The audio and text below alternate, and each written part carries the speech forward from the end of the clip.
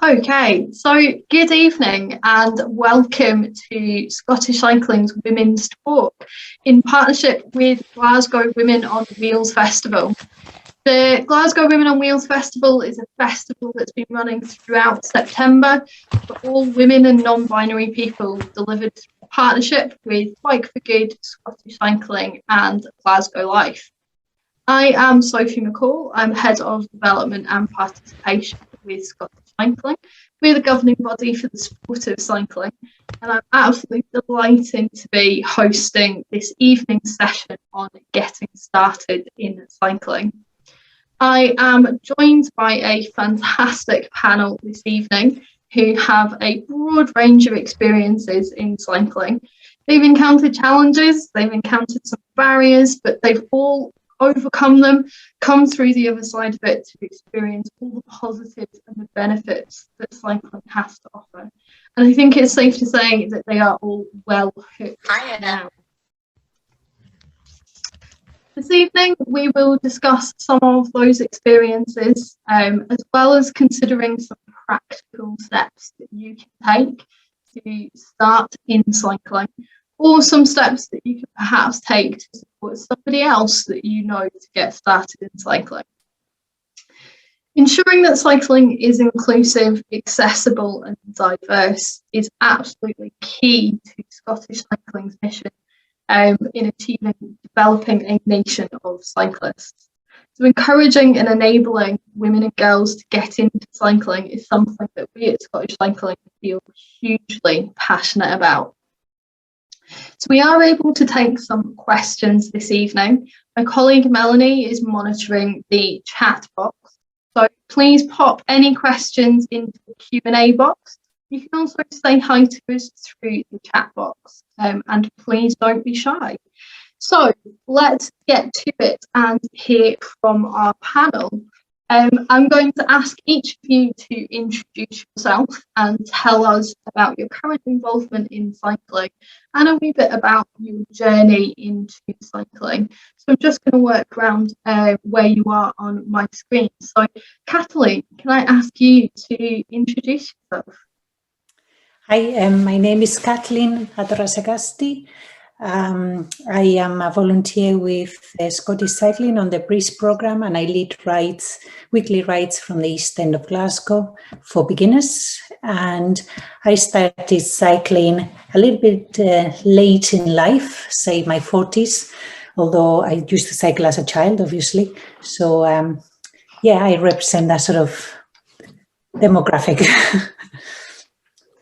Fantastic. Thank you very much, Kattalin. We've got two Sharons on the panel this evening. So I'm going to go to Sharon Taylor, first of all. Thank you, Sophie. I also really came to cycling in my 40s, which was, I just love my cycling. And I didn't have a bike as a kid, but I must have used my brother's bike because I could cycle. But never had my own. But I came to cycling at 40. Absolutely loved it. It started out sort of some quite sort of generalist cycling. Did a couple of courses because I just wanted to make sure I could cycle. And then I used to commute, which was terrifying, absolutely terrifying. But I did it. I stuck with it. And then what I've tended to do in the last few years was decided I then wanted to pass that on, and I was a ride leader with Breeze, and then I've moved on and I joined Glasgow Gals and I've become a ride leader with them. Yeah, so that's me. Wonderful, thank you very much, Sharon. And over to Sharon Allison. Hi, so I'm Sharon and I'm the Breeze Area Coordinator. So I help support the volunteers who lead the rides for women in the west of Scotland, Kattalin included.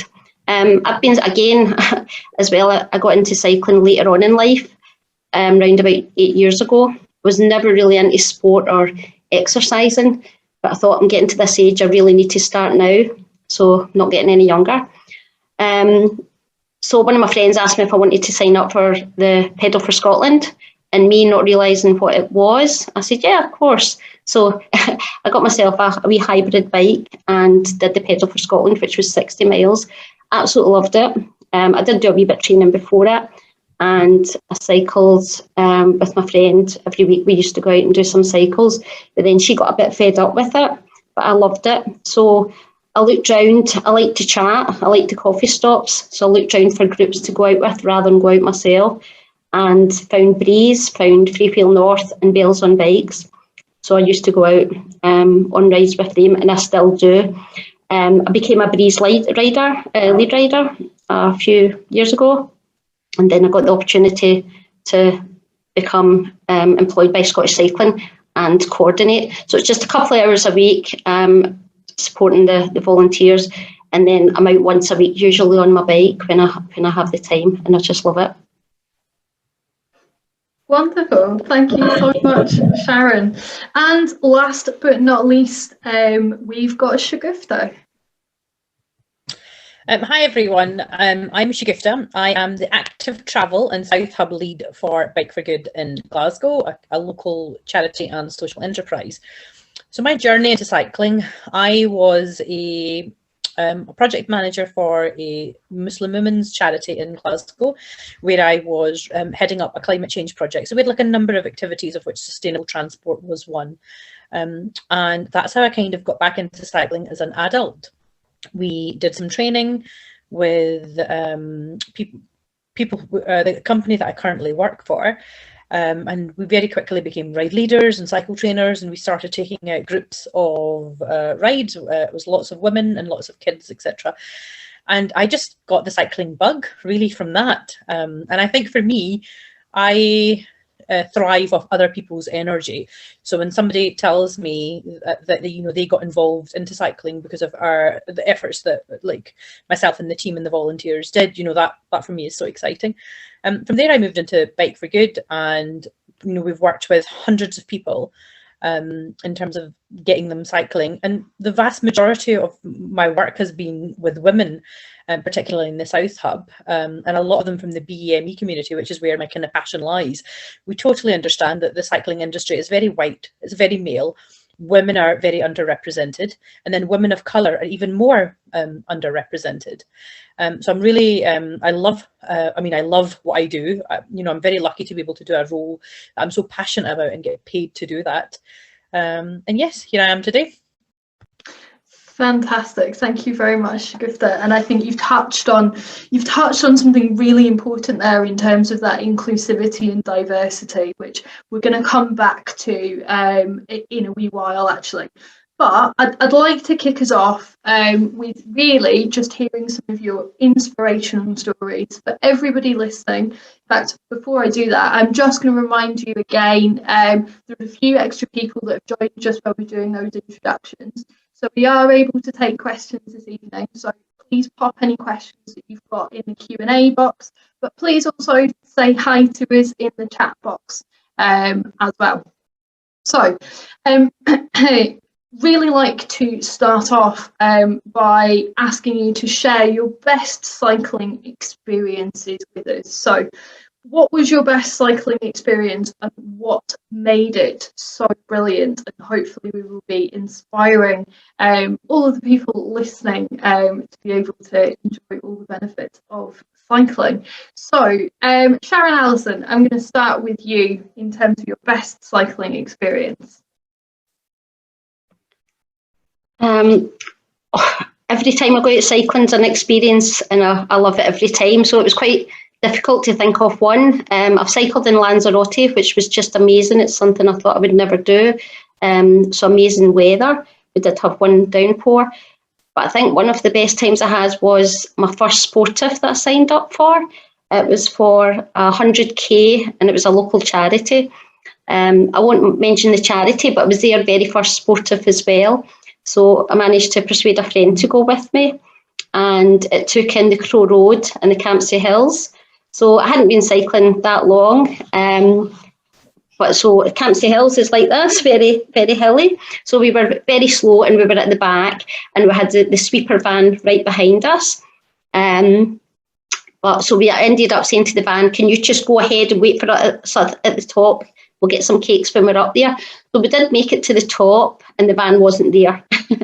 But we carried on and we found a cafe and we stopped and we had a coffee and we got chatting to a couple of people and they gave us a few pounds for the charity. We carried on. We ended up, the signs had disappeared as well, but we got out Google Maps and we found our way to the end.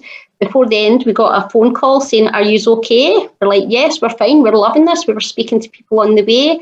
And just the experience of being out there, the places, I couldn't believe I was up the top of the campsies and I had cycled up there, round about Cumbernauld areas that I had never been to. And the experience of sharing it with somebody else. We got to the end and realised we weren't at the 100k, so we cycled down the car park a couple of times and then we went in and there was still cakes left and we got a medal and it was just a really good memory. And just the support we got at the end when we went in as well, the congratulations doing this as well and just going and being able to do it. It was fantastic. That's fantastic. I always love how many cycling stories always involve, most importantly, coffee, really good coffee. Secondary cake, really good cake.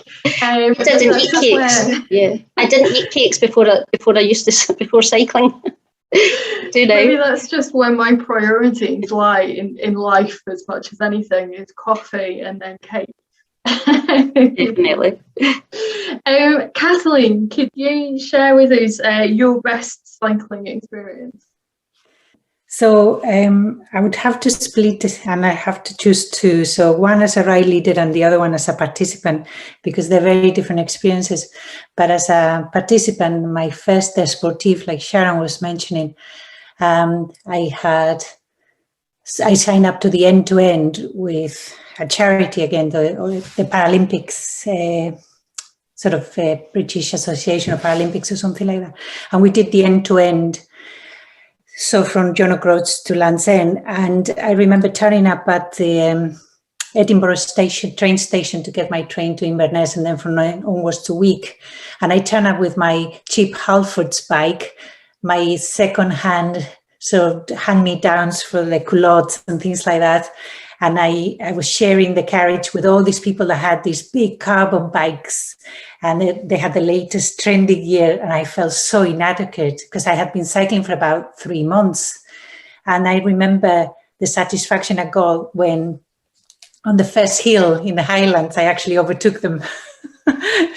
So, and quite a lot of them retired in Carlisle, although they had the fancy bikes and everything. So it was really good fun to just be the underdog and actually ended up being okay. I finished it. Like Sharon, I wasn't like number one. I didn't finish in any league tables or anything like that, but it was good fun. And it just made me really confident that I could last 9 consecutive days. And I actually made lots of friends and it was just good banter as well.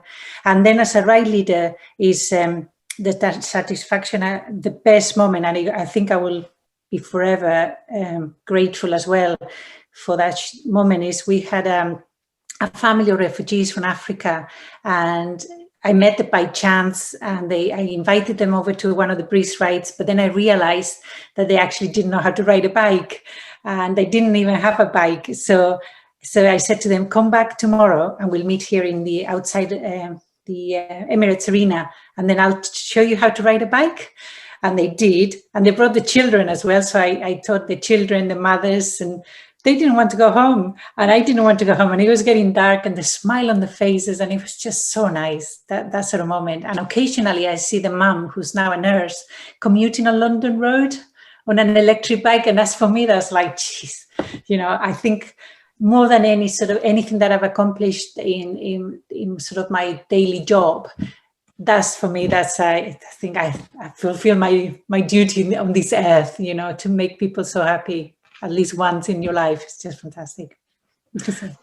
That's so fantastic. And yeah, it's such an incredibly rewarding experience. And I hope that inspires that everybody that's listening to this, whether it's live or whether it's the recording. I hope not only are you inspired to go and ride your bike, but also inspired to support other people to go and ride your bike, because you could be that person that teaches somebody to ride a bike that changes their life, and that's just such an exciting prospect and such an exciting and privileged thing to be a part of. Shgufta, can you tell us about your best cycling experience? It's actually really difficult to pick one, Sophie. There are so many. I could give you like half a dozen without even thinking. But I would probably say one of the best from kind of like a sisterhood point of view was a charity ride a couple of years ago, and it's called I Cycle to Salah. So it's basically it's a charitable event where you're raising money, but you're cycling to 5 different mosques for the 5 kind of Muslim prayers, and you're starting off at like a ridiculous time in the morning, like 4 a.m. in the morning, and I'm not a morning person at all, and you're cycling all the way through until the very last prayer, which is like 9-10 in the evening. So although mileage wise you're probably only looking at just around 50 miles, it's like a long day. And in the run up to it, we would always get together and we would train rides, and we would encourage each other, and we would say, join in for this if you can't do the whole day, and do this. So like a real kind of sisterhood behind it. And then on the day you turn up, and all the guys are there in their shiny road bikes, and their lycra and all of their equipment, etc.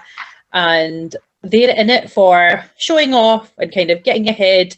But the ladies that I was cycling with, they're all in it to do it together, get to it's the journey as much as the end game, supporting each other through it.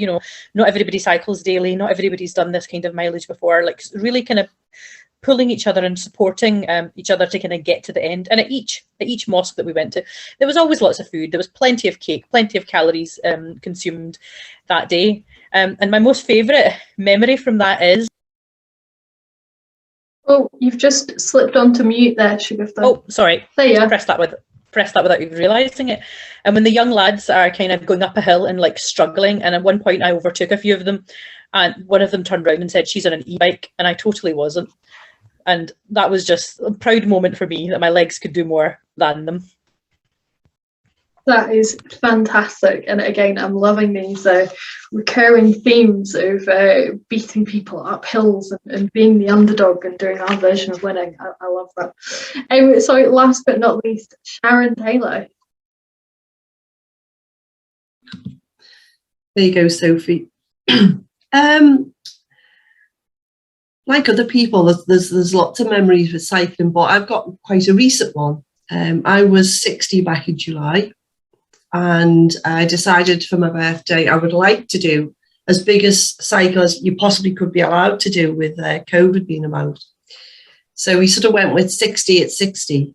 And initially it was just going to be from the house. And then my partner just managed to book somewhere in Invertrossix. So we just went up there, and a few friends came up. So I cycled from Invertrossix to Kattalin, and then back. Now, like other people's stories, it wasn't quite as simple as it sounded, because 60 wasn't necessarily a problem. There was a lot of climbing. We had 2,500 feet of ascent, but it was a day of stopping to help somebody with a puncture. Somebody's chain kept coming off, so stopping to sort the chain out. And then at least for the last 3 hours, and there was a lot of gravel, so there was lots of the bike not being steady and stuff. And there was definitely moments of, will we get this done? We did have a really experienced cyclist with us who was cycling off and coming back, but the girls just stuck together, and we just said, right, there's only 5 of us and we're going to get this done. But for the last, we ended up cutting it down to 50 because we knew torrential rain was coming, and it came. It was horrendous for hours and hours on the way back. But my favourite bit about it was I was just laughing and smiling. And people were saying, what are you smiling at? I said, this is just incredible. How to feel alive. You're on your bike. The things, it just felt like the best possible way I could have spent my birthday was on my bike. I cared not a jot that it was raining. I was just other people who liked cycling. And when we got back, the pasta was ready, and there was soup ready, and there was steam coming off us all. And it was just delightful. It was absolutely delightful. So that's got memory that's quite sort of close, if you like. So yeah, at the moment that sticks pretty. And it was one of the few days my Strava failed. But hey ho, well, it doesn't matter. That just proves that if Strava isn't everything, and if it's not on Strava, it's still okay. Yeah, still but no, so that was my memory. And you know, for me, when I think back to, you know, maybe 2 decades before that, being so intimidated just by commuting to work, the fact that I could go and tackle quite a tough course and enjoy it, it mattered. But it was delightful. Brilliant. That's wonderful. I mean, I really wanted to start this evening's discussion with that positivity and those really just inspiring stories about what is so wonderful, and what I'm hearing so strongly is just that incredible sense of self-accomplishment and that satisfaction that you get after all of these challenges, whatever it might be, whether it is getting up that hill, whether it's, you know, going on a bike ride in torrential rain, or whatever it might be. However, we do know that there are a number of barriers for women to get into cycling. That's why women are still the minority in the cycling world. So I'm really interested to know what barriers you faced getting into cycling, but more importantly, how you overcame those barriers. So Kattalin, I'm going to start with you for this one. Sorry. So yeah, as you can tell from my accent, I'm not from Scotland or UK. I was born in the Basque Country, northern Spain, and I remember all my family are cyclists. All the male sort of family members are cyclists, and they used to take part in weekend races. And we used to go as a family and tour around the different towns or cities where my cousins will be racing, and I always wanted to do it. So I would say to my parents, can I get one of those bikes? And they said no. They would buy me the ones with the drop bars. And even if I sort of wanted to go and buy a bike on my own with my own money, the shop assistant will try and talk me out of getting a racing bike. So I had to wait until I moved to Cambridge in the UK, and there was a very sort of cycling city to get a bike, but I didn't get a racing bike because I was a commuter. So I go, you know, a Pashley, something like you could just kind of do a couple of miles. And it wasn't until my 40s that I decided to treat myself and buy the bike that nobody would sell it to me in the first place when I was younger. And I had finally the money and the freedom to say I want to. But I remember getting on the bike, I completely underestimated how difficult it was. So because I was a commuter, and I did a couple of miles here and there, I thought it would be easy, but it was really difficult. So I actually bought the bike, got the gear, and I thought about giving up because I found it really painful. And so I was very serious about it. So I decided to get some personal trainer to help me overcome that sort of posture and the best, how to make the most of the pedaling and get a little bit more of the insight of the cycling and the science behind it. How to use the gears properly, how to climb, so that sort of thing. So I have overcome the barriers to cycling late in my 40s, as we said before, because I felt like that was a time where the children were a little bit older. I had the sort of financial security to actually buy the bike I wanted, and unfortunately, I had to wait until that time. Until the time was right. But yeah, no, I think I've overcome them, so that's a good thing. Never too late. Fantastic to hear. Shgufta, I'm going to come to you next. I would probably say my story is probably quite similar to Kattalin's, but in like the opposite. I had a hybrid bike at first, and I've more recently just got a road bike, and I had barriers in the fact that I was actually a little bit nervous because it's a completely different riding position and style, and I was thinking, you know, what if I get it and I can't actually do it? So it took me quite a while to actually, first of all, get it and then to try it, etc. But I haven't looked back. I love it. But there's other, you know, I've got cultural barriers, religious barriers, cultural barriers. I'm a Pakistani woman. It's just not the thing to do. When you're affluent, when you don't have money, you ride a bike. When you have money, you drive a car. And so even for my own family, I'm going backwards. I'm going from, being a car driver to going by bike. And every time I get out on my bike, my husband will constantly say to me, "You're running late, take the car." And just yesterday I was going for an event and I said, "It takes me 8 minutes to cycle and takes 10 minutes in a car and then I have to find parking." I said, "Please don't." And it was pouring and I was going to an event, but I still, I have to constantly persevere. And sometimes as I'm rushing out the door, the kids are having a drama, and it is just so much easier just to get into your car when it's dry and it's comfortable. But you have to kind of push through your family barriers, your cultural barriers, your religious barriers, etc., and kind of get onto it. I'm quite a stubborn person, I would say, quite driven as well. So if I decide I'm going to do something, I will do it at all costs, even if it kills me, literally sometimes. No, I love that real sense of determination that's coming from you there, Shgufta. Sharon Allison, how about you? I think time was one of my barriers. Having 3 children with all different interests was quite difficult, and having work as well. So really like plan ahead, also cycle to work when I could, weather and distance, and if I had things to carry I tried to do that, and then I used to get up early in the morning, do some early morning cycling as well, so I would have my bike and everything ready the night before, so I was ready to go out. But more recently the girls are a bit older now, so I've managed to get them out cycling with me occasionally when they show a little bit of interest. I'm like, "Oh, right, come on, let's go," sort of thing as well. So, yeah, that was a small barrier. Maintenance was a barrier as well, and that's one of the reasons why I like going out with groups, because my maintenance skills were not good.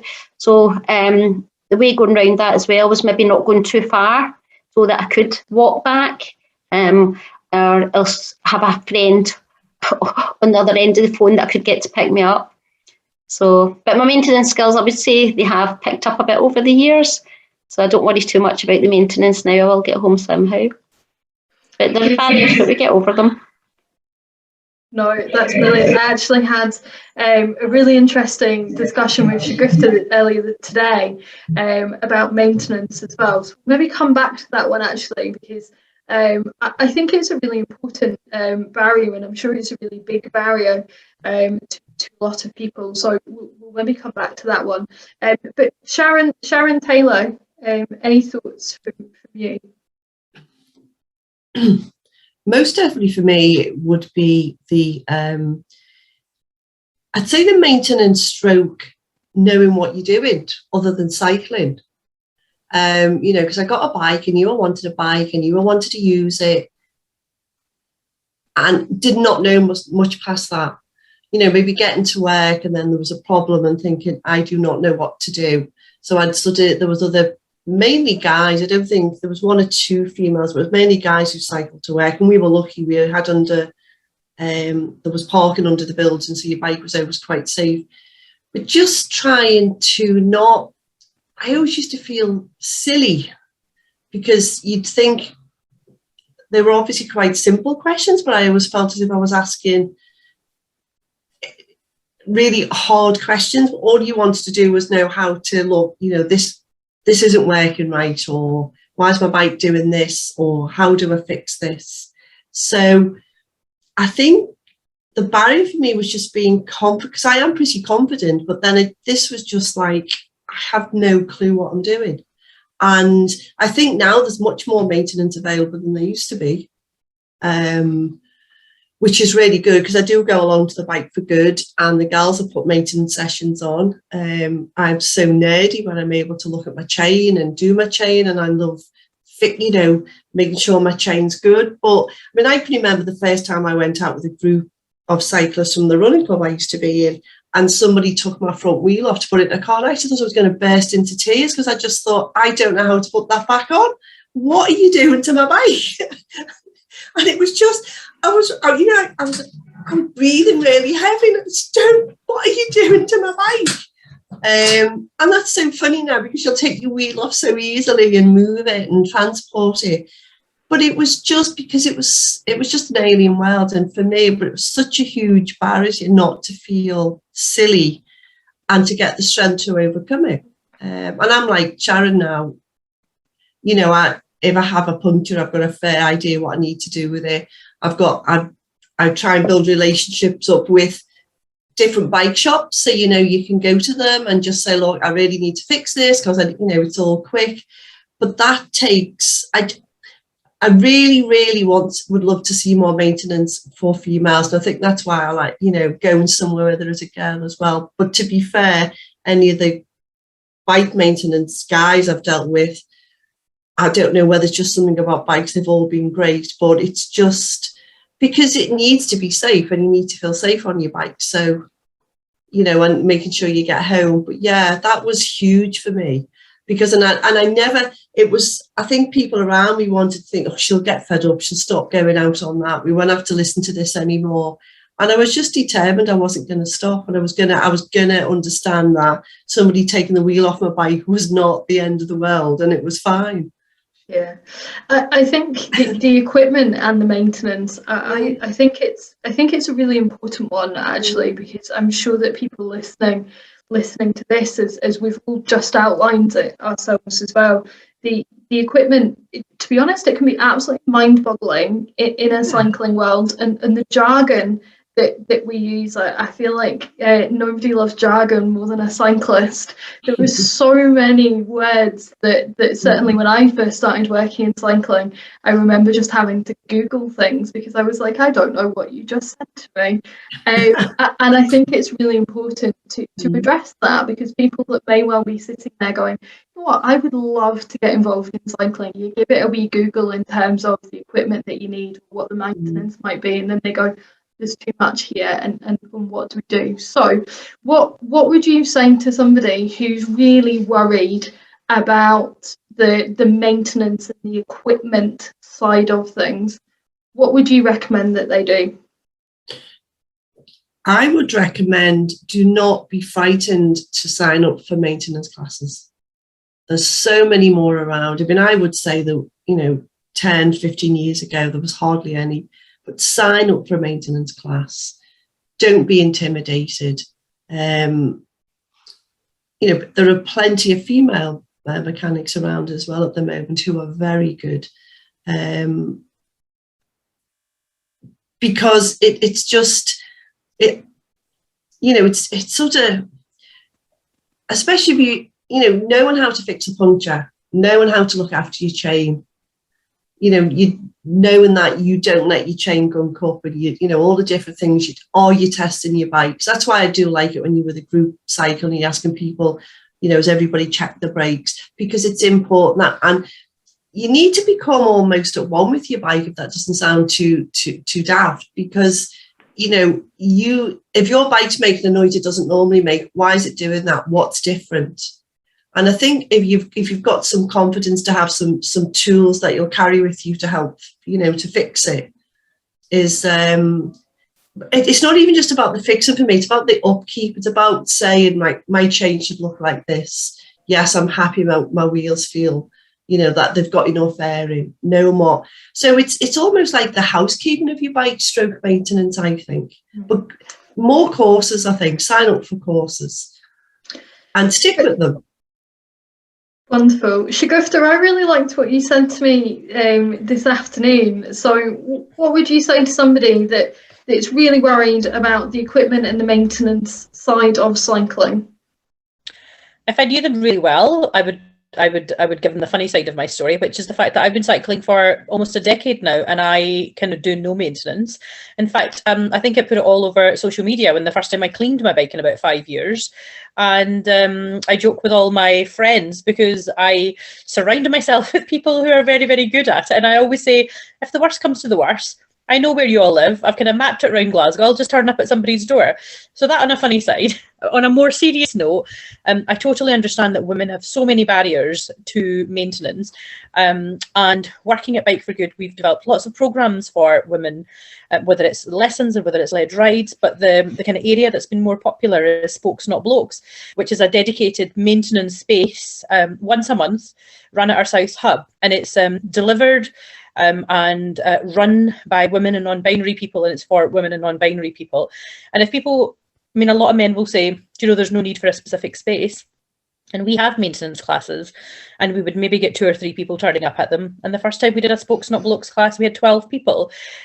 So it just goes to show that women do feel more comfortable in that kind of a space. But I totally agree with everything Sharon is saying, that you're not going to be as lucky as me. You're not going to have lots of friends that are mechanics, but get yourself onto a class, find out maintenance, like the bare minimum that you need for roadside repairs. Get yourself some basic equipment. I mean, I always carry some equipment about unless I know who I'm going with and I know they've over-kitted. So I'll always carry like a first aid kit, and I'll carry a simple tool pack with a puncture repair kit, an inner tube, some Allen keys, etc. I mean, heaven forbid if something happens, I wouldn't know what to do with any of them, but I still carry them. So be prepared. It gives you more confidence. And then more than that, if you know where you're going, have a look around. Is there bike repair shops nearby? Is there train stations nearby if something happens and you're just not able to get back? So, you know, do a little bit of kind of prep work beforehand. Yeah, I just love that. I love that sentiment that actually it is really scary and we don't really know what we're doing, but that's not an insurmountable barrier, and let's find other ways around it, whether that is, you know, make sure you've got your phone and some cash with you, or whether it is make sure you've got a fantastic network of mechanics spread wherever it is that you're riding. You know, these barriers aren't surmountable, they are scary, but push yourself outside of your comfort zone, because it will feel fantastic afterwards when you do it, and you know that you can manage whatever situation it might be.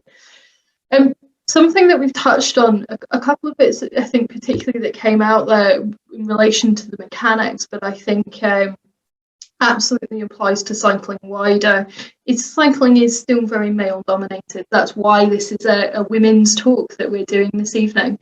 So how do you think we can make cycling more inclusive and get more women and girls involved? Sharon Allison, I'm going to come to you first on this one. Well, of course, Breeze. I'm going to advertise them. I mean, I think joining Breeze, continue having these women-only rides, but maybe do some more advertising, getting out there and letting them know there are these rides available. Promote within community groups as well. But also go out into other groups like SAMH groups, mental health groups, maybe LGBT groups as well. You've got ESOL, you've got people that are learning English within Glasgow, within Scotland as well. So going into these groups and just advertising, bring your mum, bring your daughter, get them to bring people, bring other women, just get some network and advertising out there as well. I think that as well, and just make it as many people as you can, get the women joining. Fantastic. Kattalin, when we spoke prior to this call, you told me some, and you mentioned it earlier as well, some really interesting things about just that your brother rode a bike and actually it was just not accepted that you wanted to have a racing bike. So how do you think we can get more women and girls involved in cycling? I think a little bit like what Sharon has said. So not only Breeze, there's a lot of different groups like the Glasgow Girls, there's the Bikes on Bells, or Bells on Bikes, sorry. But I think it's a really good start to join a like-minded, even beginners groups, you know, to build up that confidence within yourself, and then move on to who knows, maybe mixed groups as well, because you know, it shouldn't just be always women, you know, there's lovely other groups as well. So, but maybe I think it's a really good starting point to find people like-minded, you know, people that you share things in common with, and just because you will feel more nurtured. So whether it's Bike for Good or any other clubs, I think that's a very good, and definitely for me that's what helped me to get really confident in my cycling, is just finding that group of beginners. Even, interestingly, I'm getting quite a lot of requests from men that want to join Breeze. Because they don't, for one reason or the other, they don't understand it's just a program for women, but they want to find the equivalent. Because, we always assume that men, just because they're men, are capable of, going to Killian and doing a cycle route back to Crow Road or whatever. But not all men are like that. So it's a bit of a stereotyping here. So, some men want to feel really intimidated about suddenly joining a cycling club as well. So, yeah. Yeah, absolutely. Sharon Taylor, you mentioned earlier that you're a member of the Glasgow Gals Cycling Club. I also know that you've just started coaching with the Glasgow Riders, which is another cycling club within Glasgow for youths. Can you tell us where you think clubs fit into that model of helping people get into cycling? Yes, Sophie, I'll do that in two parts then. I think with the Glasgow Gals, probably where it's just slightly different from Breeze is it is sort of, it's classed, it is a club. And I think what we can do there is make sure that people know that it is inclusive, that we, on any ride, we are only as good as the last rider, that, we're not leaving people behind. So it's, I think, taking off that fear that, because you see groups of cyclists out and they always look pretty amazing. So letting people know that there's rides for all levels, because you'd also want to make sure that your faster riders can. So, and I think with the club, it can give you can sort of, because there's usually a focal point somewhere where there's always a meet point, you can even come along and get to know people and see what's happening and start to feel, do I identify with this? Is this what suits me? So I think it's about being quite open about what you can offer, because there's no point saying, you're going to look after beginners and they're not looking after them. So I think it's the inclusivity, if that's the right word, and delivering what you say you deliver. And I think the reason I was interested in moving into coaching then, because I think, one, it's good to give something back, and that's how you can give it back. But I think if we could encourage and keep young girls, and then, to help them grow, because if they haven't got the coaches and the help they need, how are they then going to stay cycling as adults? Now, I know we do lose, and I think we did discuss this, we do lose cyclists over we can lose a lot over teenage years, as lots of sports do. But I think if you've had good cycling habits as a young person, that's got to stay with you and maybe give you the courage then to go into cycling as a woman. And commuting that, because I feel quite strongly that. So if you can feel safe with your club, knowing you belong, knowing you can go and ask daft questions, like how do I put my wheel back? How do I do this? I love seeing a group of about 6 women around a bike trying to fix something. It's really, really good. And they've all got something to say about it. Well, let's try this. And I've got tweezers, or I've got a screw. And it's really, really good. And so that as well is part of the club. So it's not just about the riding, it's about feeling like you belong, and then setting up the sessions, whether that's maintenance, housekeeping, just somewhere, I know it's been a bit difficult with COVID, but somewhere where people can chat and come and ask those questions about what they can do, and make sure we're nurturing, not wait until people till females or adults, and then go, I wish I'd have done that when I was younger. So try and guide people to the right spot where they'll be comfortable to cycle as a female. Absolutely. No, that's brilliant. And as you say, I think it's so important. I think it's the Breeze motto as well, that nobody is left behind, and that sentiment should be absolutely extended across really. And I think that's where, women's only groups maybe are a bit different than, say, a club of mixed riders, because they'll maybe be focusing on speed, maybe. you know, or racing and that type of thing. Whereas I think Breeze and the gals are all about come and cycle. That's the starting point. Feeling safe, feeling secure, and not going home knowing you're not going to feel silly. Yeah, I think is quite nice. Absolutely. Shgufta, even in your introduction, you mentioned when we were talking about the barriers to cycling, you mentioned that not only have you faced barriers in terms of being a woman trying to get into cycling, but also from a cultural perspective. How do we make cycling more inclusive and diverse? First of all, before I forget, because I have a memory like I said, I've just popped iCycleGlasgow.org.uk in the chat. It's a platform where like lots of different cycling organisations are represented, not just Bike for Good. So for anybody kind of getting started or wanting to get more, can find information on that. Secondly, in terms of in response to that, what we really need to do is we need to normalise cycling.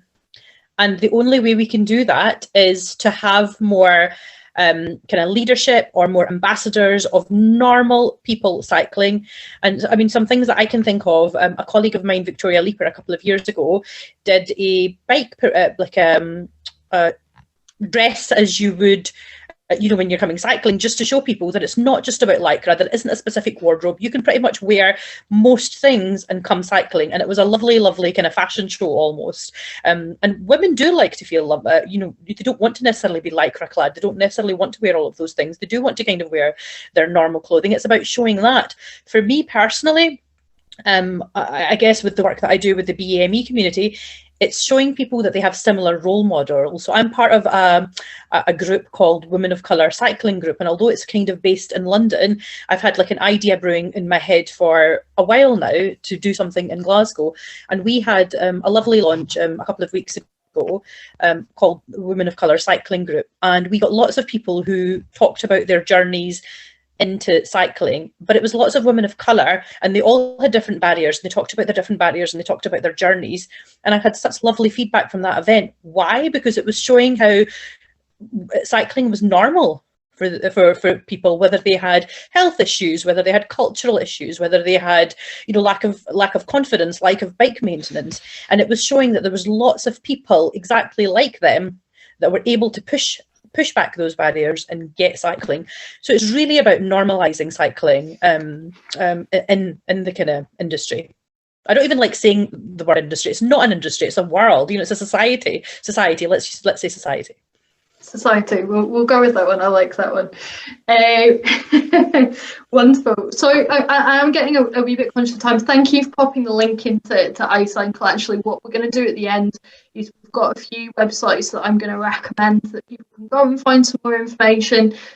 My colleague Melanie, who's working away in the background, looking at the chat box and any of the Q&As that are coming in, we'll also pop some links in there as well. Just a reminder on that one, we do still have some time if anybody's got any more questions that are coming in, so please do use the Q&A box if you've got any more questions.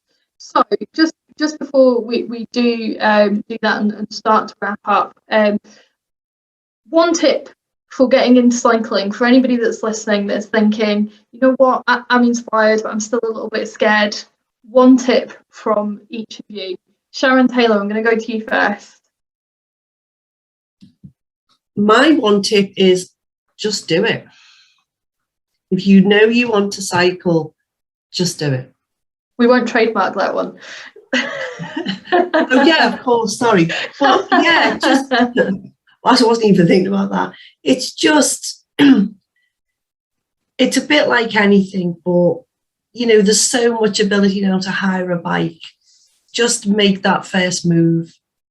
Phone somebody, look at the website, ask. Just go and give it a go. Brilliant. I love it. Kattalin, one top tip. Come and join us on Wednesdays. Yeah, you will be more than welcome. But I agree with you, Sharon. Is just do it. And even if lots of people say to me, but I live by a busy road and I don't have a bike, and like, well, just at least do one step. So get a bike or borrow a bike, and then if you live by a busy road, walk with your bike to the nearest safe place. It doesn't mean that you have to cycle from the moment you leave the house. Just walk on the pavement with your bike and get to the nearest cycle place or a park. Just start small by doing, a couple of kilometers or miles or half a mile, whatever you feel comfortable, and then build up from there. And if you can, just join one of the rides available from Bike for Good, from Glasgow Girls, for wherever. Just there's loads of websites where you can find all these. Yeah, that's all. Just do it, Sharon. I agree with you. Brilliant. Sharon Allison, one top tip.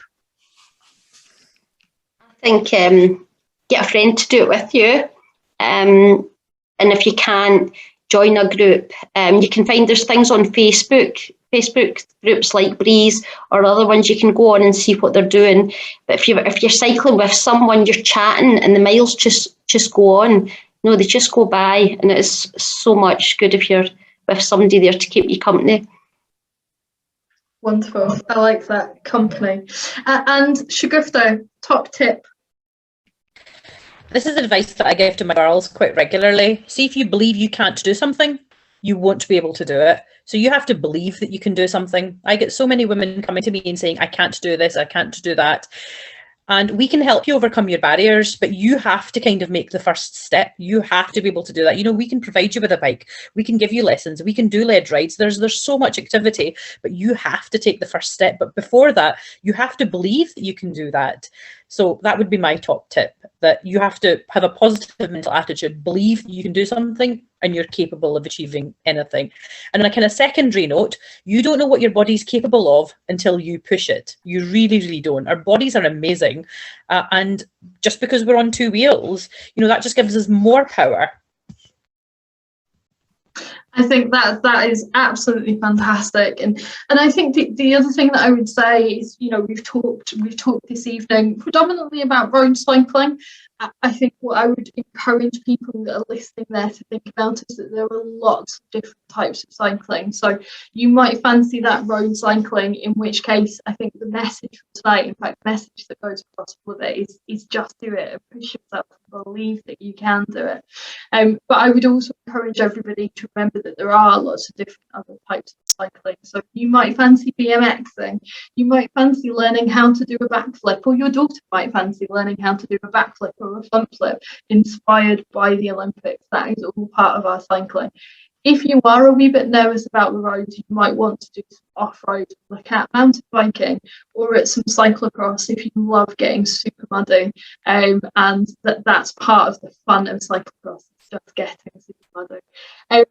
All of these different types of cycling can require lots of different equipment as well. We touched on equipment a little bit. So again, I would recommend you not to be put off by the overwhelming amount of information that can be there, but give it a shot and speak to somebody, and don't let that fear of just being pushed outside of your comfort zone be a barrier to you not being able to experience all of the fantastic things that cycling can offer, and that freedom that cycling can offer that we've heard a lot about this evening. Because clearly the camaraderie that we get, that being the underdog and that sense of self-satisfaction is absolutely fantastic. So to find out more about how to get into cycling or to see what's happening in your local area, there's lots of different places that you can visit. So Shgufta mentioned it earlier, but the iCycle website has a list of all the rides and programmes available across Glasgow. It also lists them from across a number of the different organisations. So it's got Scottish Cycling, Bike for Good, Cycling UK, Rails on Bikes, all on that one place. So have a look at iCycle. You can also find out more about the brilliant work that Bike for Good are doing, whether it's their rides, whether it's their courses, multiple other programmes that they are doing by visiting bikeforgood.org.uk. You could find your local club by visiting the club finder on the Scottish Cycling website. We have road clubs, we have mountain bike clubs, BMX, all of the different disciplines. So there's lots on offer there and all over Scotland or the UK if you're listening to it from outside of Scotland as well. So you'll be able to find out lots of information there. If you want to find your local breeze or guided ride, then visit the British Cycling Let's Ride website. You can pop your postcode in there and it will show you where your local led ride is. There's also lots of cycling hubs and active travel hubs spread all over Scotland. So wherever it is that you're based, have a wee Google of your location and cycling hub and see what comes up. Melanie, working hard away in the background there, has just put a link to some of those places I've just mentioned in the chat box. So please do have a look at those.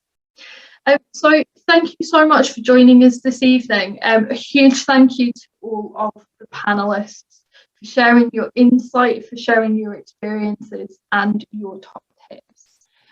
Also a huge thank you to Melanie, who is working away in the background there on the chat box, but also who's put in all the hard work in organising this session and supporting the Glasgow Women on Wheels Festival. A huge thank you to Bike for Good and Glasgow Women on Wheels Festival for inviting us to be part of this programme. And finally, the biggest thank you to all for you for joining us, for asking us questions, for being part of this evening's session. I hope that you are all feeling really inspired to get out on your bike yourself. I would be going out right now if it wasn't dark. We should have done this in daylight. But I hope you are feeling inspired to go and get out on your bike yourself and to help somebody else experience the joys that cycling can offer. I think it's come through really strongly tonight that we can all help get more women involved in cycling by doing it ourselves, but supporting people that we know, whether that's our friends, our mothers, our daughters, our sisters, whoever it might be, support them to get out on a bike as well. So thank you very much and good evening.